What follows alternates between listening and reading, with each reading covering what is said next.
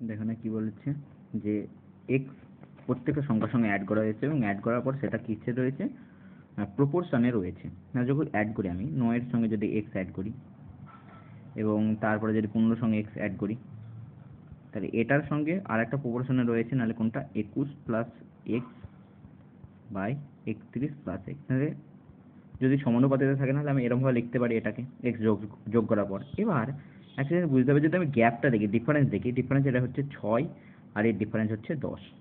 তাহলে ডিফারেন্সকে যদি আমি সমান করে দিতে পারি, না সমান করতে গেলে 5 দিয়ে গুণ করতে হবে, সমান করতে গেলে এটাকে 3 দিয়ে গুণ করতে হবে। মানে সমান হয়ে গেলে যদি আমি ডিফারেন্স সমান হয়, তাহলে আমি লবের সঙ্গে লব সমান করতে পারি, হরের সঙ্গে হর সমান করতে পারি। আমি লবের সঙ্গে লব সমান করি, তাহলে কত হচ্ছে 45 প্লাস 5x সমানই হচ্ছে 63 প্লাস 3x।